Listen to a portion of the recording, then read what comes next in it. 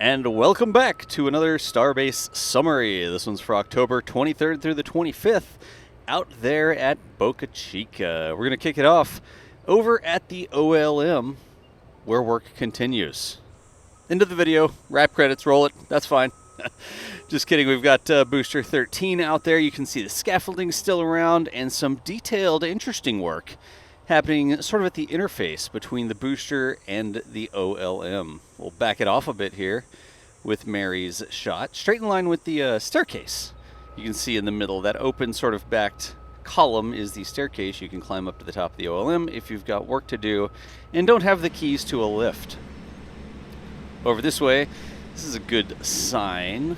We always talk about the scaffolding and what the scaffolding might mean. Here the scaffolding is being removed. Don't know very much scaffolding that's rocket-proof, so perhaps some rocket-related flamey activities will be happening here, since that's getting pulled. Here's another little busy bee shot of all the trucks and lifts and folks in vests. There's a vac truck, it looked like, maybe to go in to empty out a septic system or something. I wonder what they have there at the bathroom.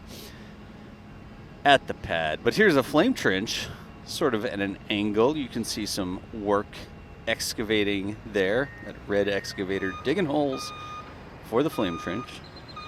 Starhopper's attendants continue to give it a bit of shine, it looks like. We've seen them working around Starhopper the past few days, getting it ready. Back over at the assembly yard, the Sanchez site, working on that cutie arm. We've seen that one for a while now. And look how nice and shiny it is.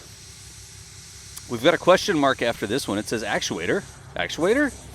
You gotta go up at the end of saying it if you have a question mark. Delivered over outside of Sanchez. Be interesting to see where that ends up. And there's the dance floor. You can actually see the dance floor go down, and then the wings of the dance floor fold in. SPMT lifted it up a little bit, and then there it went.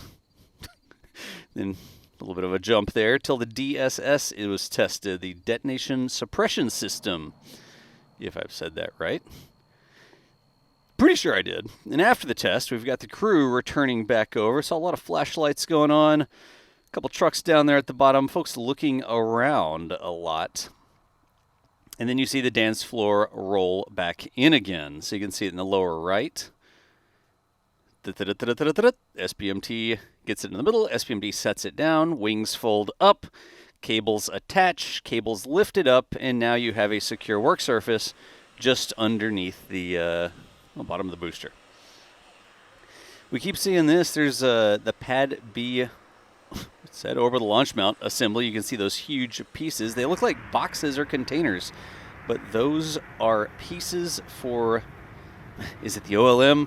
Is it the frame or the mount for the OLM? Is it the new movable OLM? We'll see how it all comes together, but this is going to be the pad for the other launch tower. Ship 31 tile work. Almost every video we check in on Ship 31 tile work. Scaffolding still up. Really looks like it's coming to an end, though. They're just doing the final details. Once again, the dance floor goes back down. That's what did I say last time? It looks like a sand crawler. It really does, not from that angle. And then we get into some Booster 13 testing. It was not particularly long ago that they had Flight 5 and the catch, and we already have the next booster on the pad being tested. They cleaned the pad all up. You can see that it's all clear down at the bottom. No lifts, no vehicles, no folks or anything like that running around. And there's Cryo. Look at the ice melting from the side of the booster. This is really interesting. The way that these vapors sort of roil out onto the salt flats in the area, that was actually a challenge. Look at the ice going up on the booster, by the way, while we talk. That was a challenge for Flight 5 because there was so little wind. The vapors sort of hanging low to the ground and drifting actually got in the way of some of the camera shots. Places where we normally don't have to worry about them were, you could say, fogged out. Artificial fog, sure. But there were some cameras that we had that did not get shots because of that low-hanging vapor. So something we'll have to plan for in the future. Stand by.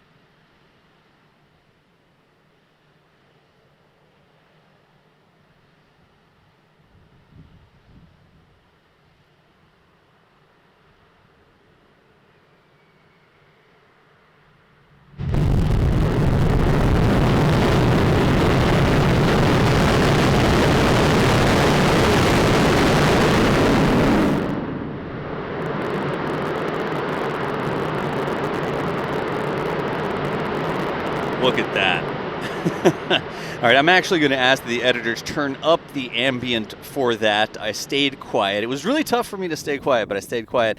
And roll that back. Roll that back and look at when the exhaust plume clears just a little bit and you can see distinct blue raptor fire in that first clip that we did. We'll get that. Want the full audio on that first one. That's why I was staying quiet.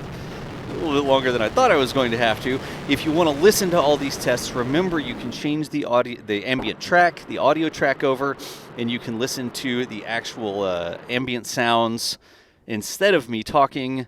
This is a great opportunity to do that. Look at all that. You can even see there's the deluge system. Sorry, deluge, whatever. The water system, little fountain sprays on the left-hand side. Right before the actual system fires. We just got this from every angle here. Look, there it is. You can see the fountain there on the side. What colors, though? I, for one, cannot wait for an evening launch. Maybe not a nighttime launch. This was sort of like a sunset launch of Starship. Of course, it wasn't a launch. Sorry. It was a static fire. But I cannot wait. Look at, oh, the blue. Really, you gotta, we really did get it from every angle.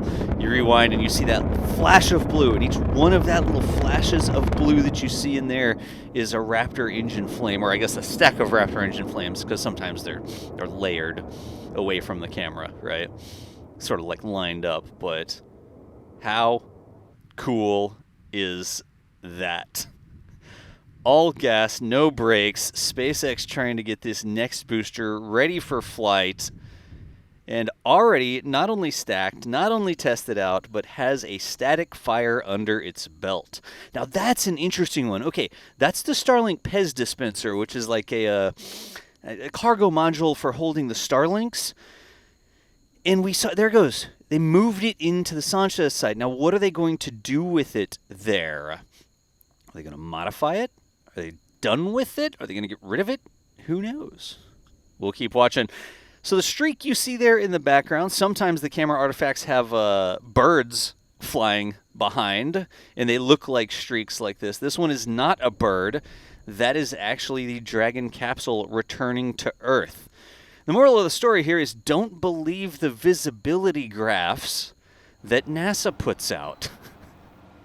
Because it looked like from that graph that we would not be able to see it from Starbase, but we had basically perfect conditions there, and we were able to see that crew capsule re-entering the plasma trail, trailing behind it, out there in the middle of the Gulf of Mexico, coming up from the south to land just off the coast of Florida. We turned like half of our cameras in that direction, and we caught it from quite a few. So NASA puts out a visibility graph, and you're just on the edge of it.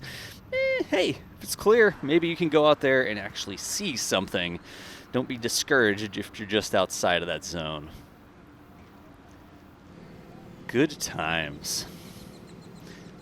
Bit of interesting news on that crew return was the astronauts heading to the hospital afterwards. Seems like one of them remained hospitalized, and we'll stand by for more information on that. Be on the lookout for This Week in Spaceflight and our other news coverage to see what's going on there. Here we go back. More work on those arms that they're assembling. Here's more OLM construction again.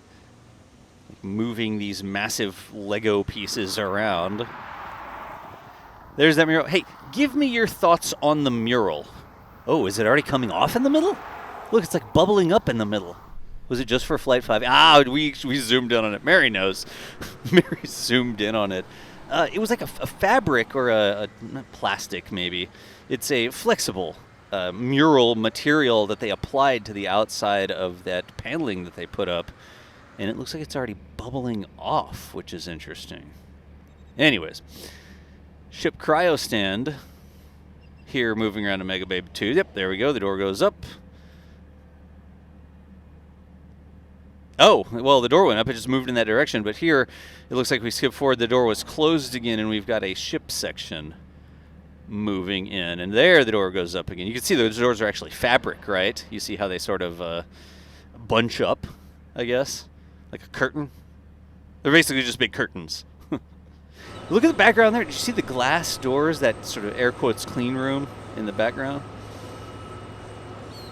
Here's the Starfactory office building. They continue work here. This is almost the new OLM. Work continues on the connection between the Starfactory and the office building. It's like somebody decided we needed another beam in here. Well, that's an interesting bit of reinforcement or something. It's almost doubling up that area there. I wonder what's going on, or was that intended all the time? Backing it on out to the beach again. Again, the Gulf of Mexico is behind you in this shot, and there's Booster 13 back over on the OLM. There's a transport stand seat on the lower right. Up at the top, ship QD has pulled away a little bit. Chopsticks are still in position there. And here we go after its static fire. Booster 13 getting lifted off of the orbital launch mount. Wait for it to swing over. Gratuitous Raptor shots as it swings over. You really should look through here and look at the names in the lower right-hand corner. You see Mary's name on so many of these great clips. You see Jack's name there as well. Remember, this is over the course of a few days. They are out there every day busting their tails to catch this sort of stuff for you. So put them a little love down in the comments. It is a tough place to shoot, and they are always out there making sure we can share what is going on at Starbase. It almost looks like they put it in a dumpster there, right? It wasn't. It was a shipping container. But it was a blue thing, and they were lowering it down, and it's like, no, wait. Why is it going in the dumpster? But there you have it. That is our Starbase summary. Again, please put some thanks down in the comments for the folks who are out there in the heat and the cold and the rain and the salt and the sun every day catching this for you. Hey, Thomas, thanks for editing this as well. And we all like Kevin. My name is John, or Das if I reply to you in the comments. Thank you for watching, and we will see you later.